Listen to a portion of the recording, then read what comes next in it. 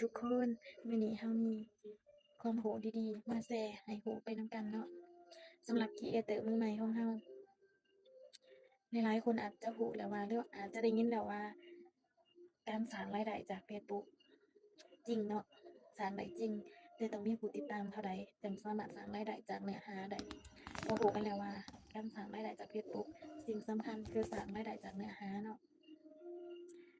ในคลิปนี้มีคำตอบค่อยๆติดตามรับฟังรับชมไปนำกันเนาะต้องรับฟังคลิปนี้ให้จบเดี๋ยวจะได้รู้คำตอบอย่างชัดเจนเนาะการสร้างรายได้จากเนื้อหา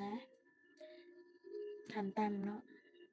ขั้นต่ำต้องมีผู้ติดตาม 10,000 1,000 คคนนเนาะต้องมีผู้ต้องมีผู้ติด ติดตาม ตาม 1,000 คนขึ้นไป 10,000 ค เนาะ น และต้องมีผู้รับชมวิดีโอของเรา1 นาทีอย่างน้อย30 ครั้ง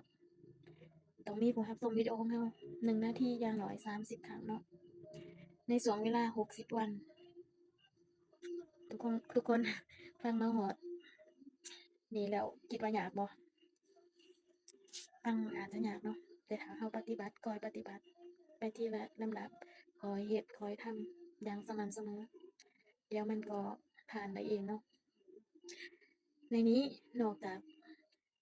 เฟซบุ๊กกำหนดให้ผู้ติดตามแล้วเฟซบุ๊กยังกำหนดให้มีผู้รับชมรวม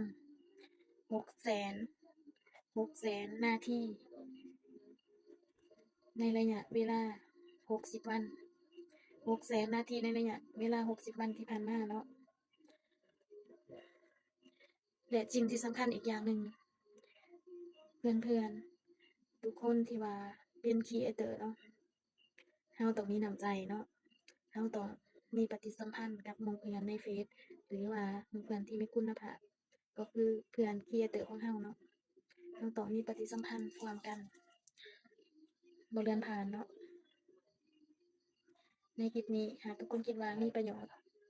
ก็ฝากกดไลค์กดแชร์กดติดตามไว้เพื่อบ่ให้พลาดคลิปดีๆต่อไปส่วนไผที่ว่าสงสัยเรื่องใดหรือว่าบ่เข้าใจเรื่องใดในคลิปนี้ก็คอมเมนต์ใต้คลิปหรือว่าทักส่วนตัวก็ได้เนาะแล้วเราจะมาตอบคำถาม